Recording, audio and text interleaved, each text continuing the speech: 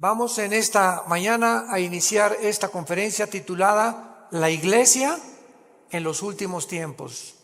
La Iglesia en los últimos tiempos. La Biblia nos revela claramente que el mundo va a terminar cubierto de tinieblas.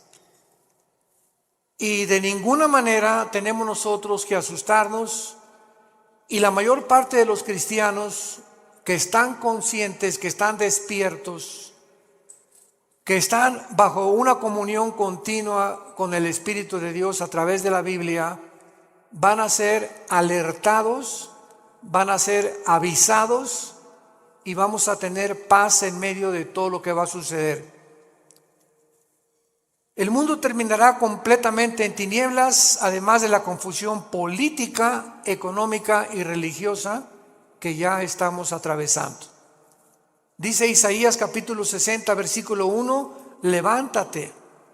Es precisamente en medio de la oscuridad cuando se levanta la lámpara. ¿Se acuerdan lo que dijo Jesús? Una lámpara no se esconde debajo de la mesa, sino que se levanta. Y si en algún tiempo o para qué nacimos fue para esta época. Es precisamente cuando Dios nos llama en este tiempo a que nos levantemos y alumbremos.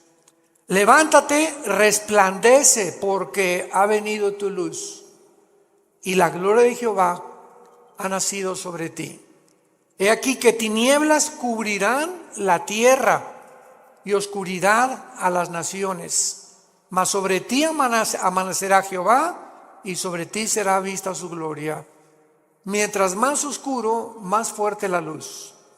En una oscuridad tremenda, un cerillo que prendas se ve a grande distancia. Así que tenemos que estar conscientes de eso. Pero lo más trágico es que estas tinieblas también alcanzarán la iglesia.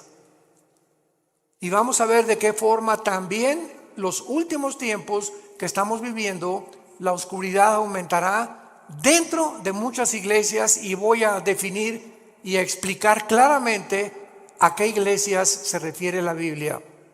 Jesús dijo en Mateo 24:12, por haberse multiplicado la maldad, el amor se enfriará. Y no está hablando de los no cristianos, está hablando a los cristianos. Dios no espera que haya amor fuera de la iglesia, porque el mundo está completamente bajo el maligno. Por haberse multiplicado la maldad, por tantas cosas que están pasando, el amor de muchos cristianos se va a enfriar unos con otros. Habría frialdad, habría distanciamiento, y esto es lo más peligroso que podemos nosotros atravesar.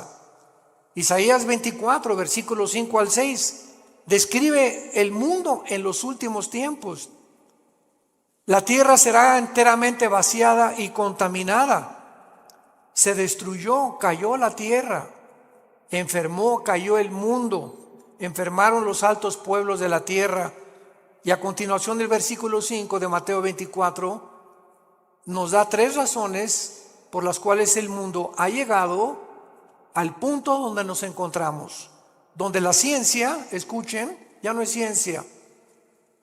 Cuando la misma ciencia dice que hay más de 3 o 4 géneros, es cuando la ciencia dejó de funcionar. Porque la biología y la genética nos dicen que solamente hay varón y hembra. Si tienes las cromosomas Y, eres varón. Si tienes las cromosomas XX, eres hembra, eres mujer. ¿De dónde pues están fomentando 3, 4, 5, 6, 7 géneros? ¿Dónde está eso? En la biología o en la genética, ya no en la Biblia. ¿Cómo es posible que haya el mundo llegado a aceptar esto? Así de loca está la ciencia, se corrompió la ciencia. Los sistemas políticos han fracasado todos. 1991 el comunismo cae. Después de más de 60, 70 años, que fue un fracaso donde quiera que se practicó esta ideología, y el mundo continúa desenterrando esta ideología en los tiempos que vivimos, porque ya no encuentran los gobernantes qué sistema usar para gobernar el mundo. O sea, la política está completamente loca. ¿Qué acaso la historia nos enseña que debemos aprender de la historia o no aprendemos de la historia?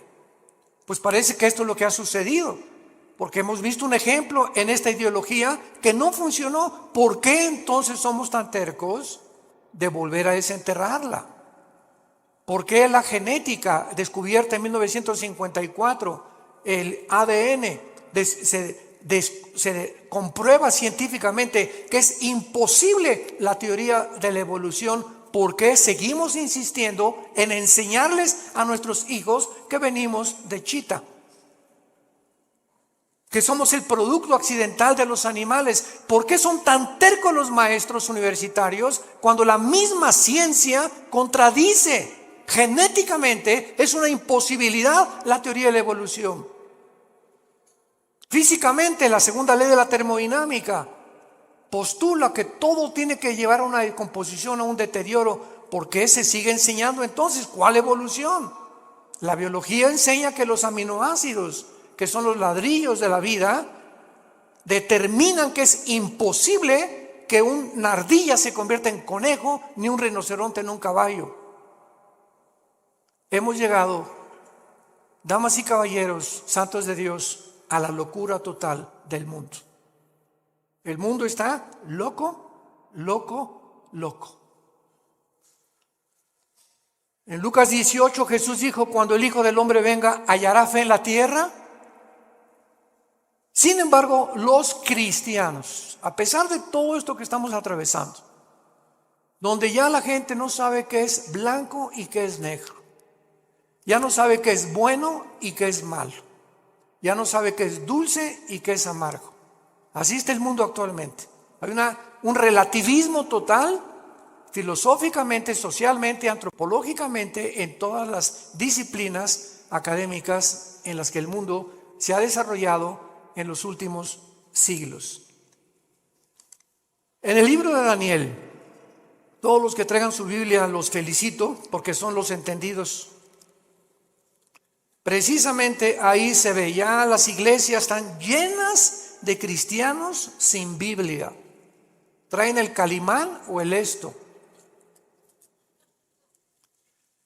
El libro de Daniel nos muestra claramente hace 2600 años. Vean cómo la Biblia fue escrita con tantos siglos de anticipación, anticipándonos, porque Dios es el primero y Dios es el último.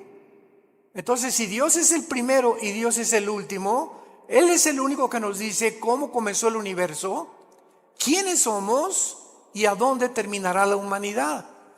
Y cuando sabemos a dónde terminará la humanidad, podemos prepararnos. No estamos en tinieblas. La luz la tenemos en la Biblia y tenemos que abrir los ojos más en estos tiempos para cuidar a nuestra familia, para cuidar a nuestros hijos, para cuidar a nuestros nietos, para poder dejarles una herencia, si el Señor no viene antes por nosotros, donde ellos podamos morir en paz y saber: no le dejé ni una casa, no le dejé dinero, no le dejé riquezas a tus hijos, les dejamos una herencia que se llama Jesucristo. Porque podrás morir en paz al saber que tu hijo, si tiene a Jesucristo, Él se va a encargar de él. Tal vez ande mal y lo que tú quieras, pero si tiene a Cristo tu hijo, Dios se va a encargar de ellos. Porque herencia de Jehová son los hijos. Dice en Daniel capítulo 12, hace 2600 años, hablándonos cómo va a terminar el mundo, dice el versículo 3: los entendidos resplandecerán como el resplandor del firmamento, y los que enseñan la justicia a la multitud como las estrellas de perpetua eternidad. Vemos nosotros aquí en este versículo lo que repite el versículo 10: muchos serán limpios y emblanquecidos y purificados. Se refiere que a muchos cristianos en este tiempo en que estamos viviendo se van a purificar más y más y más y más, porque estamos esperando la venida del Señor.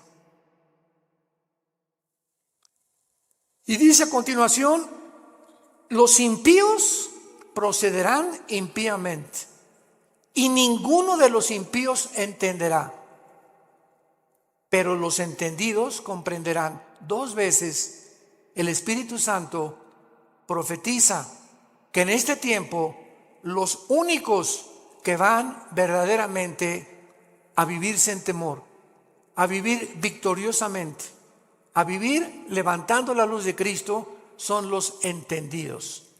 Y para que podamos acercarnos un poco más y profundizar, veamos quiénes son los entendidos en el libro de Deuteronomio capítulo 4 en el Antiguo Testamento, el mensaje que Moisés les dio a Israel antes de entrar a la tierra de Canaán. Veamos la sistematización y la sincronización sobrenatural de la Biblia.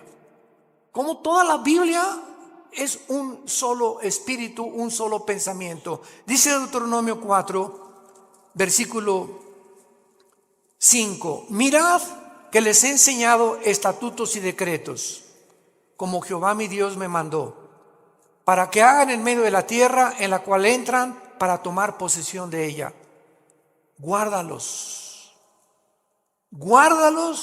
y ponlos por obra, porque esta es vuestra sabiduría y vuestra inteligencia ante los ojos de los pueblos, los cuales dirán: ciertamente pueblo sabio. ¿Y qué? Cuando tú obedeces lo que Dios te manda, te vuelves sabio y entendido. Es imposible que en los tiempos que estamos viviendo haya cristianos desobedientes. Tú sabes que como maridos debemos amar a nuestra esposa y ser fiel a ella. Como mujeres tienes que respetar a tu esposo y velar y orar por él. Como hijos, respetar a vuestros padres, porque es la primera bendición con promesa.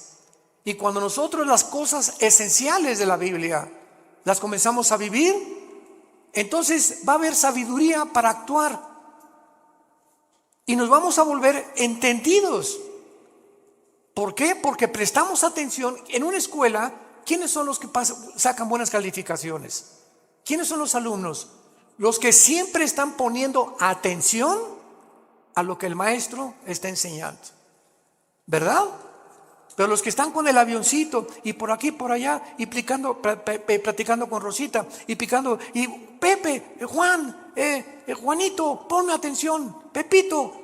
Esas personas, esos estudiantes, cuando llegan los exámenes, porque nunca estuvieron atentos a lo que se les explicaba, van a reprobar. Estos son los entendidos, los que están poniendo atención a lo que Dios les dice. Y lo vemos también en Mateo 24, y entendemos ahora Mateo 24, las palabras de Cristo en esta historia que Él da acerca de los tiempos de Noé. Dice Mateo 24, 37, mas como en los días de Noé, así será la venida del Hijo del Hombre. Porque como en los días antes del diluvio estaban comiendo y bebiendo, casándose y dándose en casamiento, hasta el día en que Noé entró en el arca. Escuchen. Y no entendieron. Vean el énfasis que pone Cristo en una generación. De todas las generaciones que ha habido en la historia, no pone la generación de David, ni pone la generación de Sansón, ni pone la generación. Cristo escoge una generación específica. Y lo que más enigmático hay en esta explicación de Cristo es que Él no dice, como en los días antes del diluvio estaban fornicando, prostituyéndose, secuestrando y violando. ¿Ya se fijaron los ejemplos que da Jesús? ¿Por qué Jesús nos dice cosas que no son pecado? Jesús cita que en los tiempos de Noé la gente estaba comiendo. ¿Qué es pecado comer? No. Estaban bebiendo. ¿Es pecado beber? Tampoco. Casarse, menos. Dichosos los que se casan, pero unidos por el Espíritu de Dios. ¿Por qué Cristo usa estos ejemplos que no son pecaminosos? Y dice, y no entendieron, porque en los tiempos que vivimos se va a repetir. La gente va a comer, va a beber y se va a casar y no hay nada malo en eso. ¿Cuál es el problema? Que no han entendido que no comen, ni beben, ni se casan sabiendo que Dios es en primer lugar en sus vidas. Nunca entendieron que era Dios lo más importante de sus vidas. Así era en los tiempos de Noé. Se olvidaron de Dios. Entonces no hay nada malo que te cases, no hay nada malo que bebas, no hay nada malo que compres, no hay nada malo que tengas un Lamborghini aquí estacionado afuera del edificio, o que tengas una casa de 5 millones de pesos, o que tengas un taller de carpintería y que no hayas progresado. No hay nada de malo en eso. Lo malo es que en medio de todo lo que tú estás viviendo, Dios sea en tu vida la segunda o la tercera parte de tus prioridades. No entendieron. ¿Y cuántos ahorita tienen a Dios en primer lugar? Es cuando tienes a Dios en primer lugar en tu vida, cuando te levantas y lo primero que haces es venir a este libro en las mañanas y comenzar a leer los salmos, proverbios, hincarte y llorar con Dios y buscar en las escrituras, porque el poder lo compartimos ayer en el coffee break. La Biblia tiene un poder que no tienen los libros de Platón, ni de Aristóteles, ni de Mahatma Gandhi, ni de Confucio, ni de Buda, porque son libros que si lees a Aristóteles y Platón, pues te da intelectualidad, y si lees a Mahatma Gandhi y a Confucio te da altruismo, y si lees libros de nutriología te da capacidad para cuidar tu cuerpo, pero ninguno de esos libros te cambia. Ninguno cambia tu vida, sigue siendo lo mismo, más inteligente o más intelectual, mejor cuidas de tu cuerpo, pero tu espíritu es el último lugar. Cuando vienes a la Biblia te cambia. Tiene el poder. Jesús dijo: mis palabras son espíritu y son vida. La Biblia tiene el poder de transformar nuestra vida interior. Dice Pablo en 2 Corintios capítulo 3, mirando cara a cara, somos transformados por el Espíritu de Dios. Mirando, somos transformados. Al mirar la Biblia, al tener contacto con la Biblia, al meditarla, al estudiarla, al memorizarla, algo entra a tu vida que sin que te des cuenta, como una planta la riegas, el agua que le pones en la planta comienza a crecer de una forma invisible hasta que sale el tallo a la superficie. Tú sigue leyendo la Biblia, sigue memorizándola, sigue teniendo con Dios a través de la Biblia, porque no hay contacto con Dios fuera de la Biblia. Mis palabras son espíritu y son vida, dijo Jesucristo, Juan 5:39. El que quiera conocer la voluntad de Dios, dijo Jesús, conocerá si mis palabras son mías y mi doctrina es mías. Porque el que busca su propia gloria es porque él quiere alabarse y glorificarse. Pero yo he venido a buscar la gloria de mi Padre, el que me envió. Y las palabras que hablo son de mi Padre. Las obras que hago son de mi Padre. Y las cosas que os digo, mi Padre me las enseñó primero a mí, para que ustedes, yo, el instrumento de mi Padre, los guíe al cielo. Porque nadie puede conocer al Padre más que a través del Hijo. Nadie puede conocer a Dios si antes no conoció a Jesucristo. Es bien importante esto. ¿Quieres conocer a Dios? Primero tienes que conocer a Jesús. Porque Dios el Padre envió a su Hijo para que Él nos enseñara quién es el Padre. Nadie puede decirte cómo es Dios. Ni Buda, ni Confucio, ni Mahatma Gandhi, ni Aristóteles, ni nadie más que Jesús. Ahora muy bien, con esta introducción, dentro de las enseñanzas doctrinas que más confusión existen actualmente es ¿qué significa la palabra iglesia? Esto es increíble. ¿Qué significa cuando decimos vamos a la iglesia? O la iglesia de Jesucristo, o la iglesia apostató, etcétera, etcétera. ¿Cuáles son sus funciones de la iglesia y cómo terminará en los últimos días? Vamos a comenzar con la definición. La palabra iglesia viene de la palabra griega ek, Enrique y K de kilo. Es un prefijo que significa fuera. Y klegos o klesia significa llamados. Entonces la palabra eklesia significa llamados fuera. ¿Qué es la iglesia? Un grupo de seres humanos que hemos sido llamados, como Dios le dijo a Abraham: deja a tus ídolos, deja tu parentela, deja el mundo donde es y ven y sígueme. Y no le dijo Dios a Abraham a dónde iba a ir.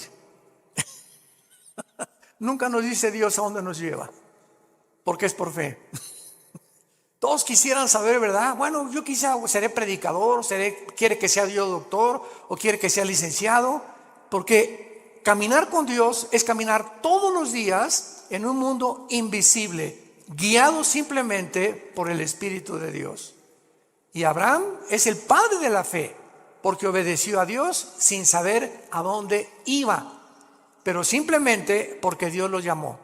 Entonces la iglesia somos personas que Dios nos ha llamado a salir fuera de las diversiones del mundo, de la forma como el mundo se comporta, de la cultura del mundo, de las cosas que el mundo ama, los deseos de la carne, los deseos de los ojos y la vanagloria de la vida, del aplauso, la popularidad, la alabanza del mundo que unos buscamos unos con otros. Y fue la razón por la cual los fariseos no creyeron en Cristo. Dice la Biblia que los fariseos no creyeron en Cristo porque amaban más la gloria del mundo que la gloria de Dios. Entonces Dios nos llama y nos saca, no físicamente, nos saca del mundo, entiéndanlo, espiritualmente. Veamos este ejemplo en Juan 17, de qué forma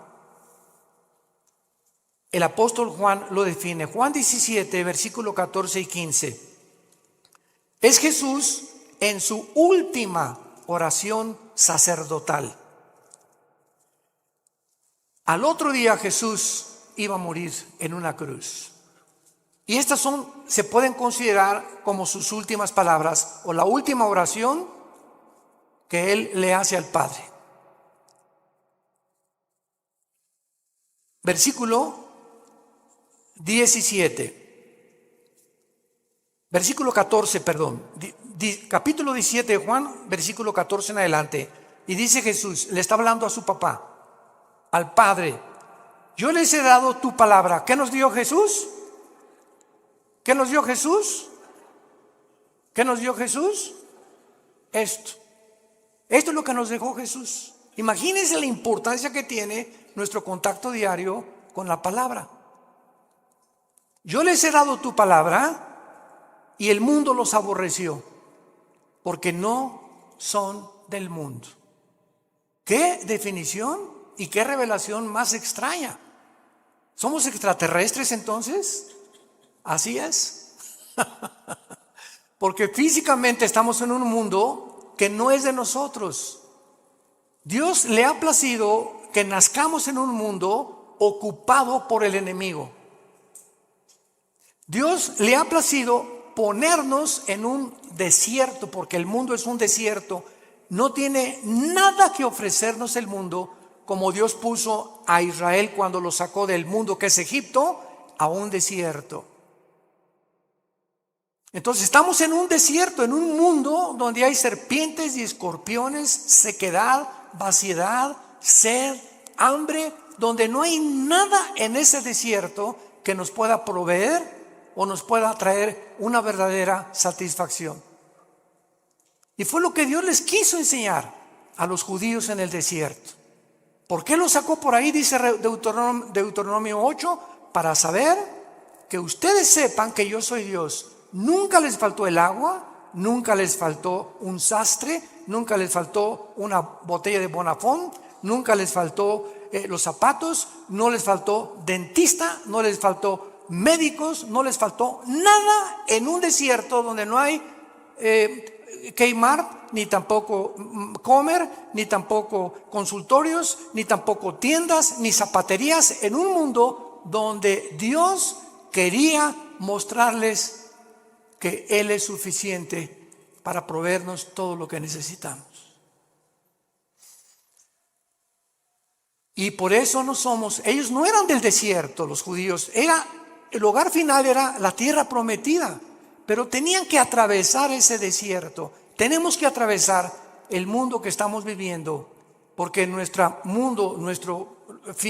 meta no es este mundo, es el cielo con Dios. Cuando Dios transforme el mundo, regresaremos al mundo, restaurado por Él.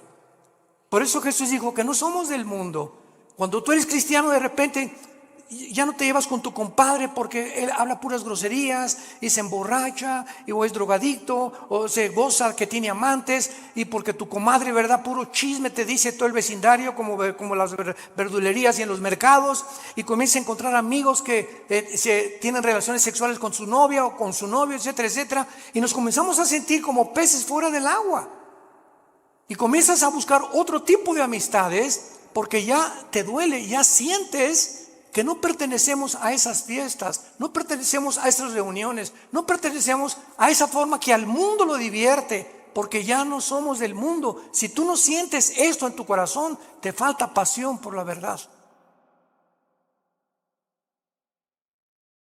Te ruego por ellos, porque no son del mundo, como tampoco yo soy del mundo. Y no ruego que los quites del mundo, sino que los guardes del mal.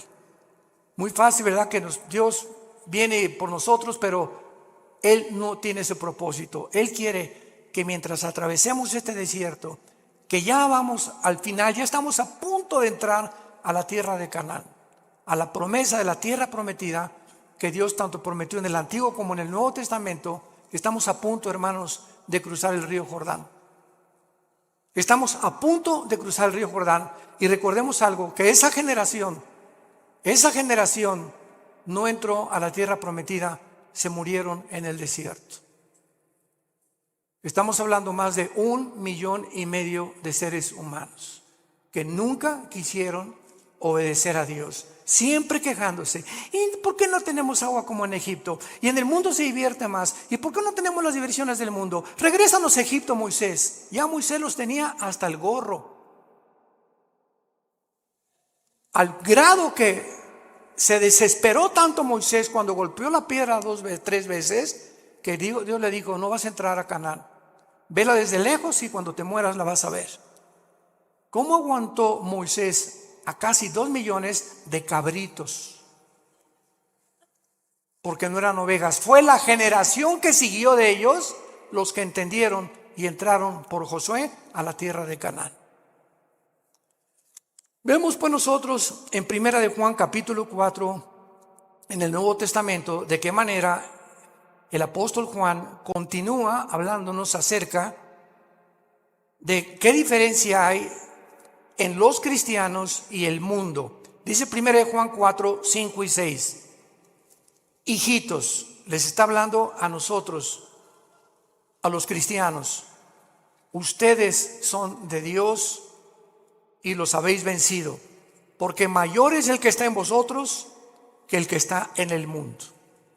Ellos, la gente que no es cristiana, ellos son del mundo. Por eso hablan del mundo, y el mundo los oye, sus canciones, sus versículos, sus teatros, sus películas. El mundo está feliz con este tipo de personas. Nosotros somos de Dios. El que conoce a Dios nos oye. El que no es de Dios no nos oye. En esto conocemos el espíritu de verdad y el espíritu de error. Un cristiano, cuando tiene el Espíritu Santo, ya discierne: lo que estoy oyendo, ¿de dónde viene? ¿Del mundo o viene de arriba? Cuando tú pones más atención a canciones, ¿verdad?, artistas mundanos, que a las cosas de Dios, es porque tienes tu corazón en el mundo todavía.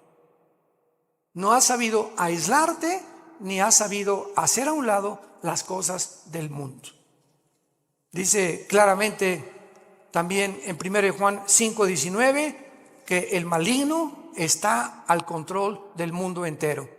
Muy bien, entonces, en otras palabras, para concluir, la iglesia cristiana consiste en seres humanos. Tú y yo tenemos un llamado.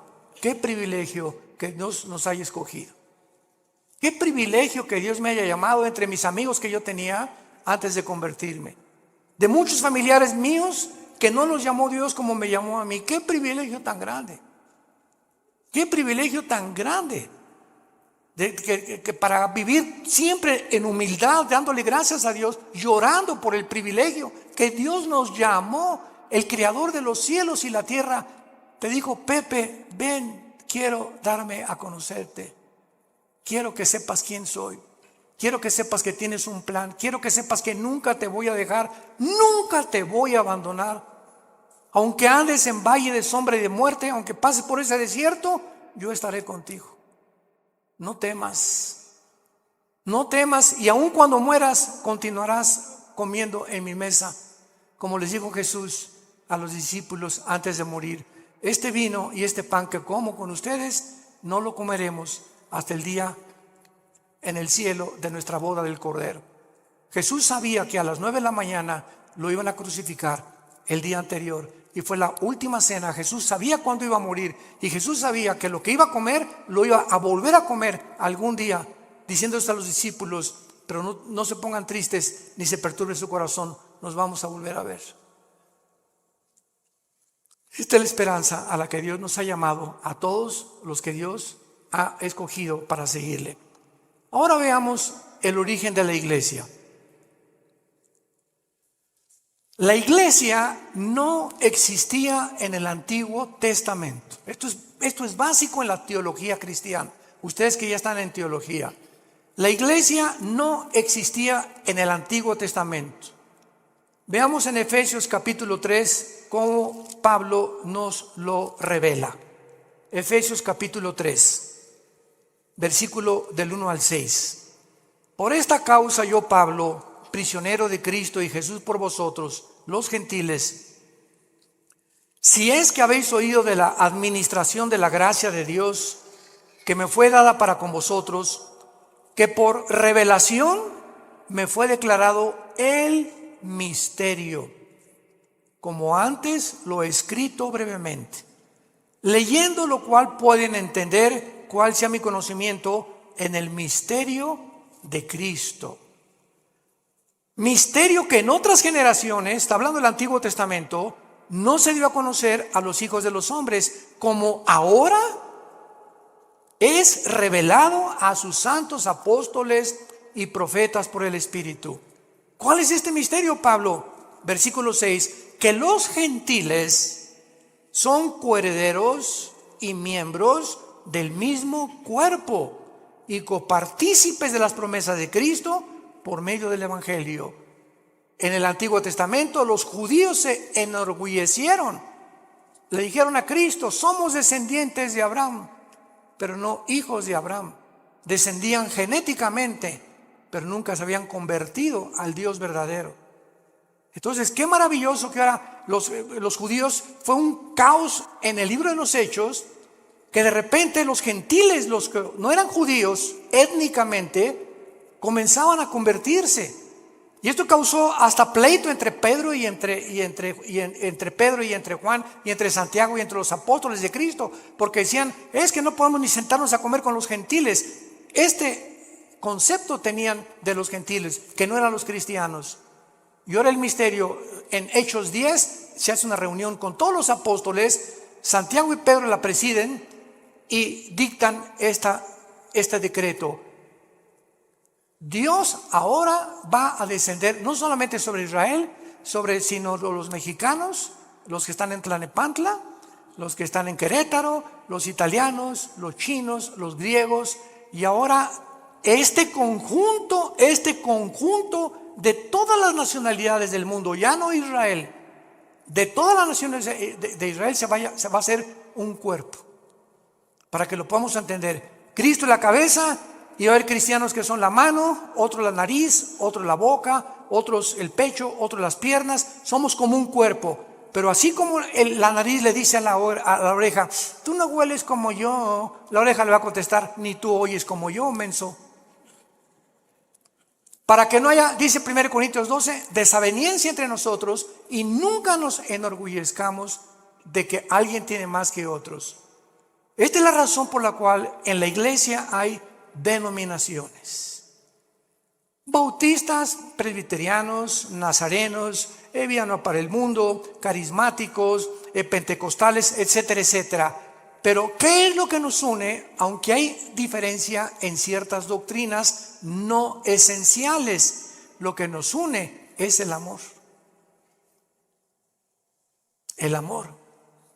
Porque cuando alguien dice que yo soy bautista y es pentecostal, y comenzamos a hacer diferencia olvidándonos que cuando Pablo perseguía a la iglesia, se le apareció Cristo y lo tumbó del caballo. ¿Y qué le dijo Jesús a Pablo? ¿Por qué me persigues? Jesús se estaba identificando con los que le seguían.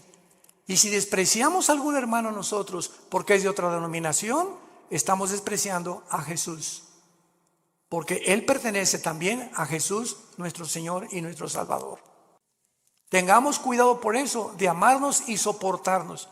Los pentecostales que hablan lenguas y que imponen las lenguas y otra cosa, otros creen que tienen demonios, otros que nada más puro evangelismo, otros le dan importancia pues solamente a las misiones, otros son de la teología y la reforma, que no hay milenio, otros son dispensacionalistas. Dentro de la iglesia hay diferentes doctrinas que han sido cubiertas por cristianos o por denominaciones. Pero lo que nos une no son las doctrinas no esenciales, sino si tú crees que la Biblia es la palabra de Dios, si tú crees que la salvación es por la gracia, sin ninguna obra, si tú crees que es por la sangre de Cristo el perdón de nuestros pecados y que a los 3 días resucitó y vamos a resucitar, no me importa lo que el letrero de la botella, presbiteriano, nazareno, bautista, no me importa lo que la botella diga, me importa lo que la botella tiene dentro. El contenido en tu vida, si tienes a Jesús, eres mi hermano y te debo de amar. Y si no estoy de acuerdo contigo, no lo vamos a estar todavía, nos vamos a poner de acuerdo tal vez ahí arriba. Pero mientras estamos aquí vamos a soportarnos y vamos a perdonarnos. Porque el amor cubrirá todas las faltas. Y la ley se cumple con el amor a los demás. Entonces, esta es el origen de la iglesia. La iglesia es una nueva entidad que no existía en el Antiguo Testamento. Es el cuerpo de Cristo. Veamos cómo se formó este cuerpo en Pentecostés, pero lo explica Pablo en 1 Corintios capítulo 12, versículo 13. 1 Corintios 12, 13. ¿Cómo se forma esta nueva entidad que no existía en el Antiguo Testamento? Dice así: porque por un solo espíritu fuimos, ¿cuántos? Todos bautizados en un cuerpo. ¿Cuál es el cuerpo? El cuerpo de Jesucristo. Sean judíos o griegos, esclavos o libres, a todos se nos dio a beber de un mismo espíritu. Esto se llama el bautismo del Espíritu Santo. En el momento en el que tú recibes a Cristo, el momento que ayer tuvimos 40 y tantas decisiones ayer, fue una bendición el coffee break, démosle gracias a Dios y oremos por estas 42 decisiones que ayer pidieron a Cristo entrar a sus vidas. En ese momento, ayer los que pidieron a Cristo, en ese momento, sin que ellos sepan, nacieron de nuevo. Algo extraño espiritual en el mundo invisible sucedió dentro de sus vidas, que fue sembrada una semilla que venía de aquí. Si no viene de aquí, tú no puedes nacer de nuevo. Dice 1 Pedro 1:23, siendo renacidos por la semilla incorruptible que es la palabra de Dios, y la fe es por el oír y el oír por la palabra de Dios. Entonces, una semilla es sembrada y esa semilla tiene que ser regada, tiene que crecer. Si realmente está la semilla dentro de ti, tiene que crecer. Y el que puso esa semilla fue la Biblia y el Espíritu Santo.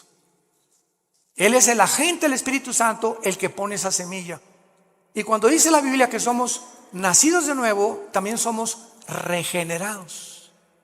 En el momento de la conversión, naces de nuevo, sufres una regeneración, pasas de las tinieblas a la luz sin que todavía te des cuenta. Pasas de la muerte, donde tú te encontrabas separado de Dios, ahora a volver a vivir espiritualmente. Estabas muerto espiritualmente, ahora vas a vivir espiritualmente.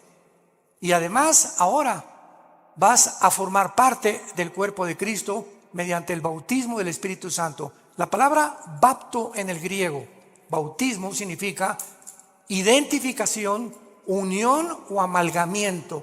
O sea, el Espíritu Santo agarra a Pepe, aquí está Cristo. Vean esto es un misterio impresionante descrito en Efesios 5. El Espíritu Santo agarra a Pepe y lo pega, lo une al cuerpo de Cristo. Y este cuerpo que estamos en Cristo no existía antes en el Antiguo Testamento, porque no había formado. Cristo ni el Espíritu Santo había descendido para morar permanentemente en los hombres. En el Antiguo Testamento el Espíritu Santo venía sobre Sansón. Muchos creen que Sansón tenía así músculos como Rambo, ¿verdad? Pero, o sea, entonces le atribuiríamos la fuerza a sus músculos. Pero Sansón era como común y corriente. Pero cuando el Espíritu Santo venía sobre Sansón, la fuerza de Sansón no era muscular, la fuerza de Sansón era espiritual. Y agarraba a los leones como si fueran cabritos. Cargó una puerta de casi 200 kilos y mató a más de 150, 200 filisteos con la quijada de un burro. Pero en el momento en que Sansón se fue tras Dalila, ¿saben lo que significa Dalila? La que debilita. Una mujer es capaz de debilitar a cualquier hombre. Cuidado, varones. Sansón se olvidó de Dios y de los mandamientos de Dios. Fue seducido por Dalila.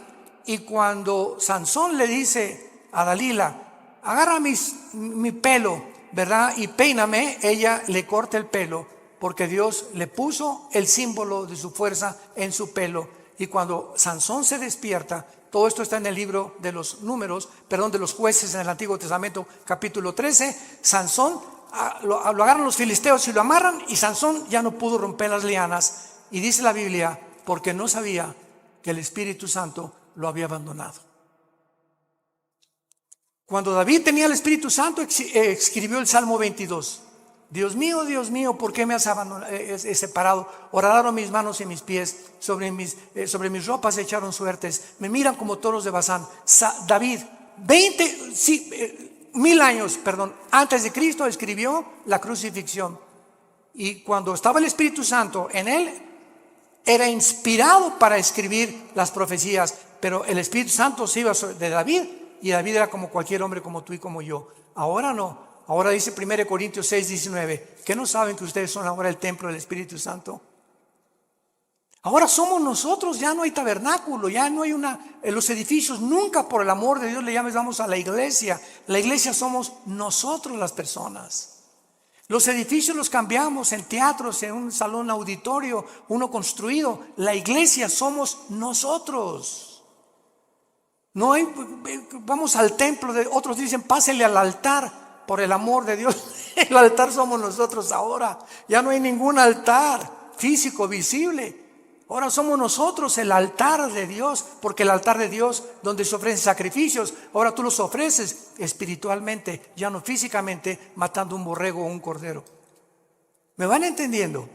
Qué importante es que tengamos estas verdades que son bíblicas. Ahora vamos a Romanos 6, y ahí se nos explica, ya sin ninguna dudas, todo el procedimiento del nacimiento tuyo, mi nacimiento, en un mundo donde nosotros no pertenecemos. Dice Romanos capítulo 6, ¿qué pues diremos? ¿Perseveraremos en el pecado para que la gracia abunde? En ninguna manera, porque los que hemos muerto al pecado, ¿cómo viviremos aún en él? Pongan atención. ¿O qué no saben? Parecería que la iglesia en Roma no sabía. Pablo los exhorta. ¿Qué no saben? Que todos los que hemos sido bautizados en Cristo. ¿A qué bautismo se está hablando Pablo? No al bautismo en agua, porque el bautismo en agua no nos regenera. Todos los que hemos sido identificados, amalgamados, unidos. Recuerden lo que significa la palabra bautismo: amalgamados, identificados, unidos. Y lo traducimos así para que tengan mejor entendimiento. ¿Qué no sabes? Que todos los que hemos sido unidos en Cristo Jesús, hemos sido unidos en su muerte. ¿Qué significa esto? Que hace 2000 años, cuando Jesús murió en la cruz, tú estabas ahí. Yo estaba ahí. Estábamos en Cristo cuando Él moría, moríamos juntamente con Él. Pero ¿cómo puede ser cierto esto, hermanos, si yo nací 2000 años después? Espiritualmente, el mundo invisible nos es revelado, porque en el momento en que moría Cristo, Dios sabía que tú y que yo lo íbamos a recibir. Y ya estábamos en Cristo, en esa cruz. Por eso cuando recibes a Cristo, Él muere, con su muerte paga tus pecados, dándonos a entender que tú y yo moríamos, pero ahora Él moría en mi lugar porque yo no los podía pagar. Qué tremenda revelación, ¿verdad? Porque son versículo 4, pero no solamente queda ahí. Además, somos sepultados con Él para muerte por el bautismo. Cuando nacemos de nuevo, el Espíritu Santo nos pega con Cristo, morimos con Cristo. Cuando Cristo fue enterrado, tú y yo fuimos enterrados con Él. Ahora lo explico. A fin de que como Cristo resucitó de los muertos por la gloria del Padre, así tú también andes en vida nueva. Un cristiano que recibe a Cristo, ha muerto con Cristo, ha sido enterrado con Cristo, y si hemos sido enterrados es porque el antiguo Pepe, la antigua Carmelita, el antiguo Armando murieron cuando yo recibí a Cristo. Yo estoy muerto a los ojos de Dios ya. Ya Dios no tiene nada contra mí. Absolutamente nada contra mí, porque me ha recibido por gracia y me ha dado lo que yo no merezco. Y lo que me queda por vivir ahora, aunque ya por eso la salvación no se puede perder, porque ya fuimos muertos, enterrados y resucitados con Cristo, estamos unidos con Él eternamente. Ahora simplemente nos queda crecer en la gracia y el conocimiento de Dios y obedecer a Dios para que las bendiciones que iban a tener en Canaán en el Antiguo Testamento, las tengas en esta vida. Y en la nueva vida, cuando entres a Canaán, no seas descalificado para servir a Dios. ¿Van entendiendo esto? Muchos dentro de 2 o 3 años lo van a entender. No importa, pero los que son inmaduros todavía en Cristo y los que son niños en Cristo, esto les sirve para ir dándose cuenta la profundidad de lo que es la vida cristiana. Y dice el versículo 5, porque si fuimos plantados juntamente con Él, fuimos, está en tiempo pasado este verbo, fuimos plantados con Él en la semejanza de su muerte, lo seremos en la de su resurrección. Si ya realmente hemos muerto con Cristo, sepultados con Cristo y resucitados con Cristo, nuestra garantía es volver a vivir. Y esto nos habla claramente que fue efectuado mediante el bautismo del Espíritu Santo, cuando fuimos bautizados con Cristo en el momento de la conversión. Durante muchos años, desgraciadamente, se enseñó, yo pasé esa época, el siglo pasado, los 80s, 90s, donde decían a los que ya eran cristianos, pasen a recibir el bautismo del Espíritu Santo. Si pasas a recibir el bautismo del Espíritu Santo es porque no eras cristiano, pero si eres cristiano no necesitas recibir nada, estamos completos en Él, dice Colosenses capítulo 2. No hay nada que nos falte ya de recibir de Dios, ni hablar en lengua, ni el bautismo del Espíritu Santo. Lo único que nos hace falta es crecer en la gracia y su conocimiento. Cuando un niño nace, no nace sin una pierna, sin un hígado, sin un pulmón. El niño nace completito. Y si nace incompleto es porque hay un problema grave en él. Y cuando Dios hace una obra, no la hace imperfecta, la hace perfecta. Hemos nacido y hemos sido perfeccionados ante los ojos de Dios. Y dice Efesios 2, que ya estamos sentados junto con Dios en las alturas. Ya estamos allá arriba, sentados juntamente con Él.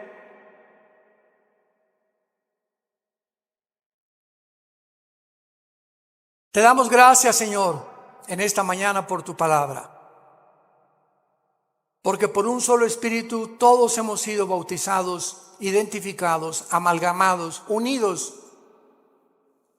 al cuerpo de tu Hijo Jesucristo. Te damos las gracias porque Él ahora es nuestra cabeza y nosotros miembros unos de otros en particular, para que no haya desaveniencia entre nosotros y podamos amarnos y soportarnos como nosotros lo debemos hacer por amor a tu muerte en la cruz. Te damos gracias, Señor, porque estamos en un mundo infectado, enfermo, que se están autodestruyendo los seres humanos a nuestro alrededor. Y ahora nuestro deber es alumbrarlos, sacarlos de la podredumbre donde se encuentran, del pecado donde han vivido, mostrándoles que tu gracia es más que suficiente para transformar la vida de cualquier persona que quiera obedecer a la fe, obedecer el Evangelio. Oramos al Dios y Padre de Jesucristo nuestro Señor, que nos ha hecho renacer para una esperanza viva por medio de la resurrección de Jesucristo entre los muertos. Que todos ustedes permanezcan fieles hasta el fin en la esperanza a la que todos hemos sido llamados. Que Dios les dé un espíritu de revelación, alumbrando los ojos de vuestro entendimiento, para que comprendan esta esperanza maravillosa que se llama Jesucristo. Él es nuestra esperanza bienaventurada.